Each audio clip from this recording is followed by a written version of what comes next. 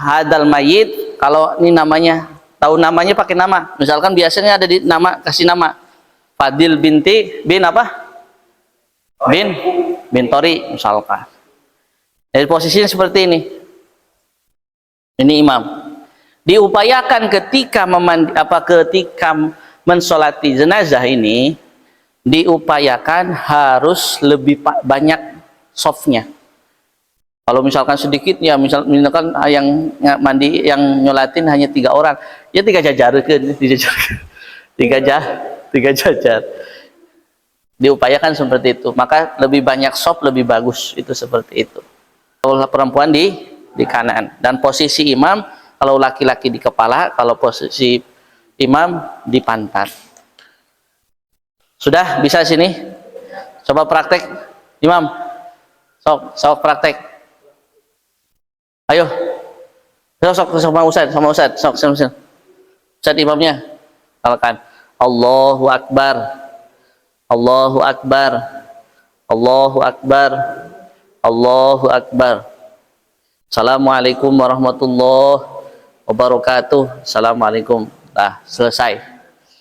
Itu mensolatkan. Kenapa berbeda? Ini tentu dilihat dari tekstur tanah.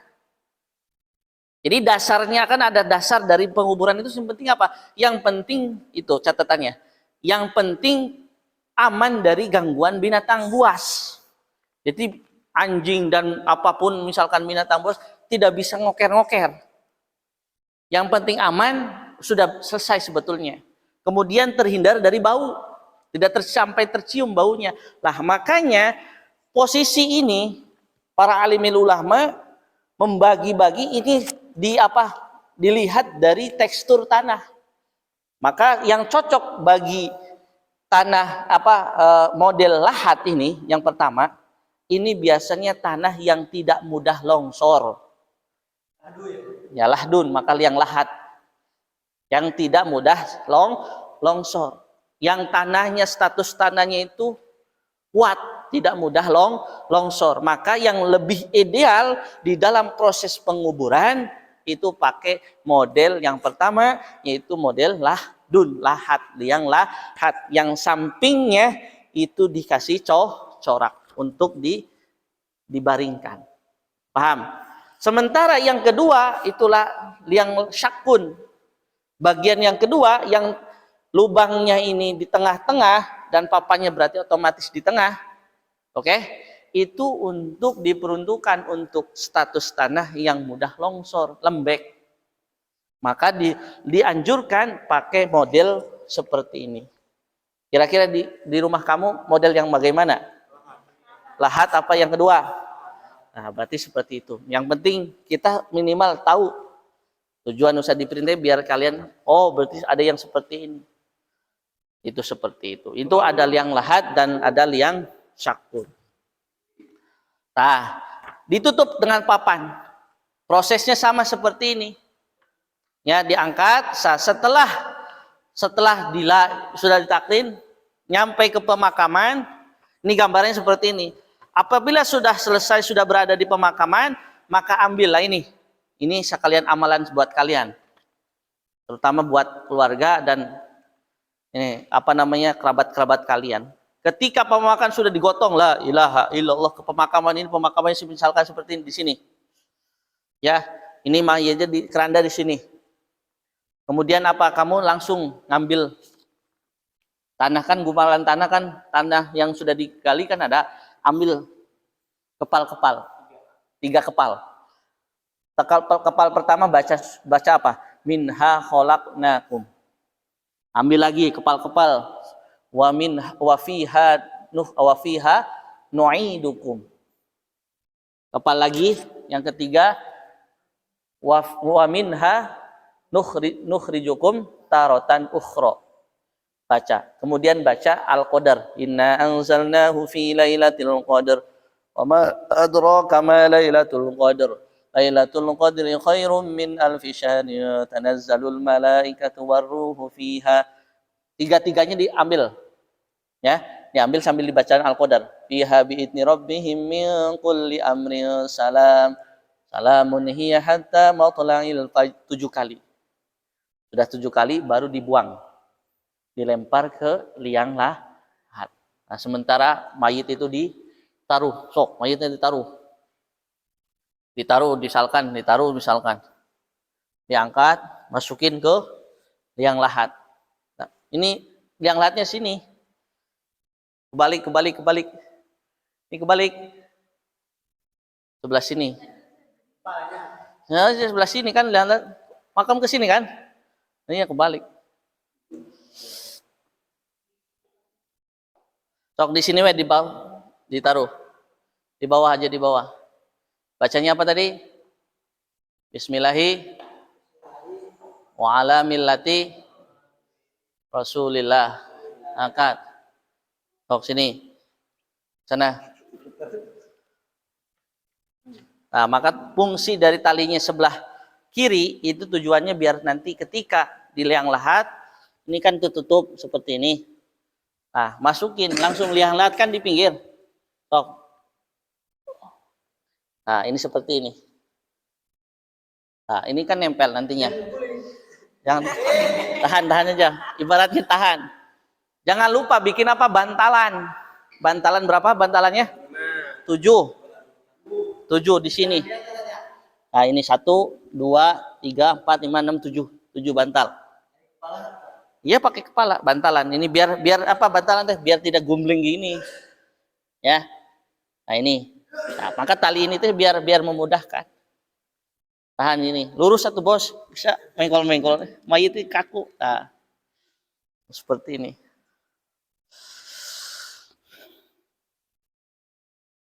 Nah. Wa fiha nukhrijukum tar langsung diadanin. Adan. Nah, adan posisi adan boleh di atas, boleh di bawah kayak gini, boleh segini.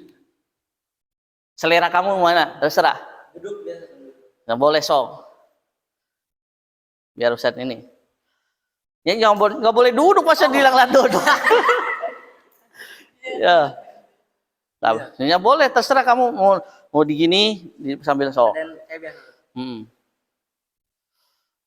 Allahu Akbar, Allahu Akbar, Allahu Akbar, Allahu Akbar. Ah.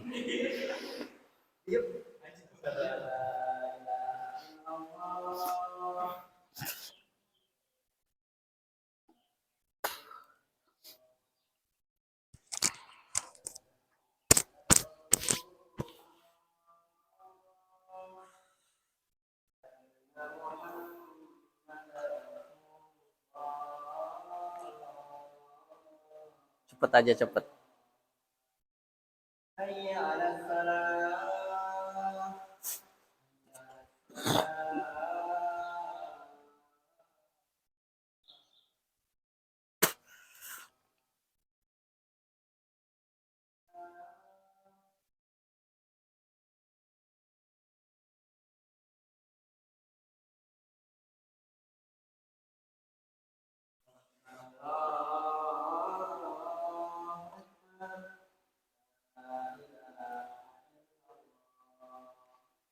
Qomat.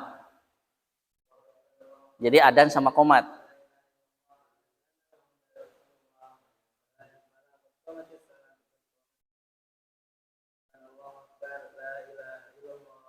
Nah, setelah diadani baru dibukain semua. Sok bukain. Jadi biasanya yang turun itu 3 orang. Ya, biasanya yang turun itu 3 orang dibukain. Sok talinya dibukain. Pakainya tali pelorot aja, Bos. Buka. Kumpulin. Pakai tali mati. Pakai tali pelorot.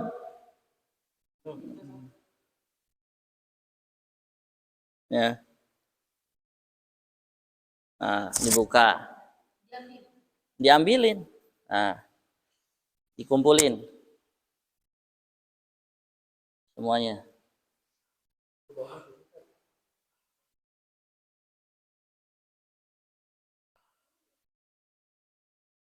Oke, tali ini bisa di kepala, bisa di ini. Boleh di kepala, boleh di sini. Yang penting pojok sini. Sudah selesai, sudah dipakai ganjel. Nah ini mukanya tempelin sama ke tanah, sama ininya, sama ujung kakinya. Enggak, ujung kaki doang. Ini biasa lumrahnya, memang biasanya seperti ini. Nempel lah, syaratnya doang, syaratnya ini nempel. Tuh seperti itu. Udah nempel, baru tutup pakai papan, ditutup, tutup. Samaknya nggak di ini. Lah samaknya ikut. Nah, biasanya samak diturut tuh buat apa? Nutup ini. Nah ini. Kan tutup ini kan papan. Ini kan papan. Nah, ini tutup papan kayak gini. Bru. Odetin. Tuh seperti ini. Dari sini ada pertanyaan, silakan.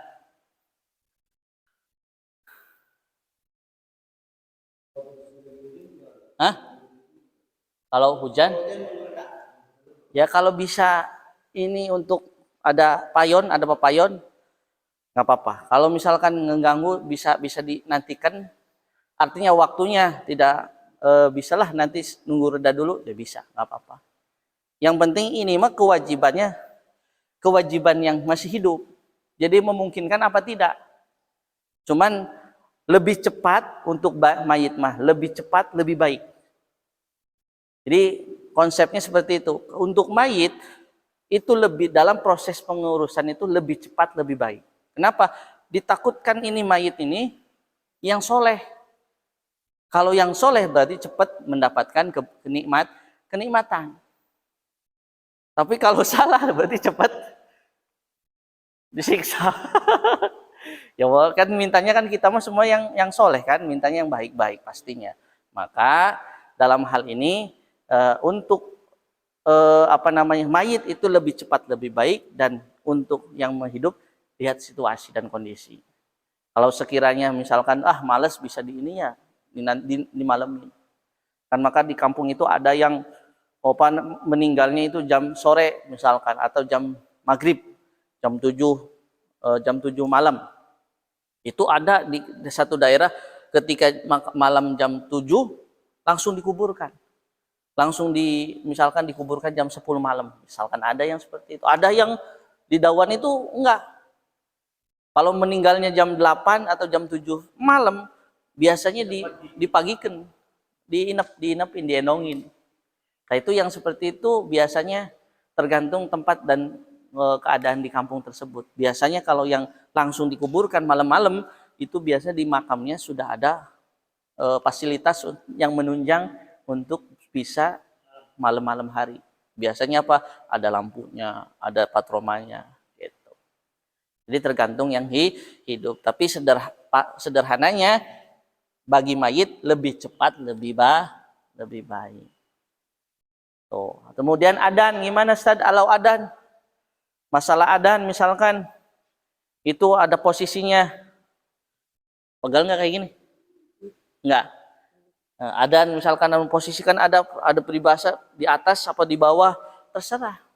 Nggak diadanin juga betul nggak masalah. Itu memang etikanya. Kenapa? Nisbatkan kepada apa? Kepada ketika bayi yang dilahirkan biasanya diadan. Kenapa? Yang mayit juga yang mati diadanin lagi. Dia kan akan pindah alam. Begitu juga sama seperti bayi yang tadinya di alam rahim pindah ke alam dunia. Lah mayit pindah alam maka diadanin lagi. Intinya mah untuk ngingetin mayit. Tapi tidak diadanin juga tidak masalah sebetulnya. Karena yang wajib itu hanya 4. Kewajiban yang hidup terhadap yang mati, yang muslim ya, yang mati muslim itu yang hanya 4, yaitu yang pertama memandikan, mengkafani, mensolati dan menguburkan. Itu kalau sudah keempat-empatnya selesai, maka selesai kewajiban gugur. Udah selesai semua, ya udah dikubur, udah kasih patok. Apalagi tadi baca sudah ditalkin, udah dikubur, kasih patok, ditalkin. Talkin itu apa? Itu bebas biasanya Ustadz yang ngasih contekan pada si mayit. Itu diantara tentang pengurusan jenazah dari Ustadz. Ya, kurang dan lebihnya mohon maaf. Kira-kira sebelum Ustadz tutup ada pertanyaan apa tidak? Silakan. Dari awal sampai akhir. Sebetulnya proses ini tidak lama. Yang lama itu biasanya mempersiapkan ini itu kayak gini. Ya, dan proses sekali lagi Ustadz katakan, proses di dalam memandikan dan mengkafani biasanya ini beriringan. Jadi ketika memandikan ini sudah beres sebetulnya. Kadang ada juga yang misalkan ada Ustadz Amil ya, Amil ini diperkirakan ini di rumah sakit mati meninggal nih. Ada yang Amil tiba-tiba sudah ngukur, punya ukuran seperti ini. Bawa ukuran ini. Ini sakti ini. Jadi ketika sudah pulang, pilih ini kira-kira orang ini pasti meninggal di pilingnya karena sudah tanda-tandanya sudah ada. Nah, Ustadz yang cerdas mah yang punya inisiatif sendiri, dia sudah ngukur kain kafan, kemudian setelah innalillahi baru datang, tinggal gelar saja, tidak potong-potong lagi. Itu kalau Amil yang sudah cerdas, yang sudah pro gitu, seperti itu. Tuh seperti itu. Ada pertanyaan silakan. Mau praktek apa gimana? Apa sudah cukup? Udah ada gambaran? Udah ada gambaran? Alhamdulillah. Sok nanya. Silakan. Sok bertanya. Ini nanti dikasih jajan nih kalau buka puasa nih. Ini jadi mayit. Seperti ini.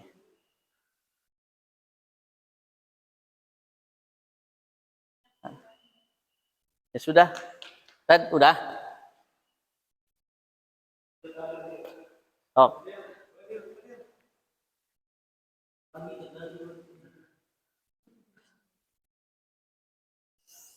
Barangkali mau cobaan?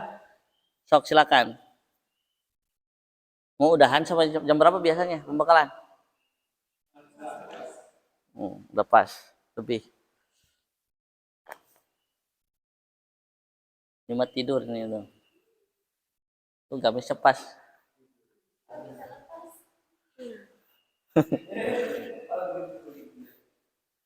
Minta.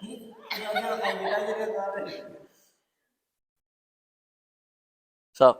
Udah. Wassalamualaikum warahmatullahi wabarakatuh.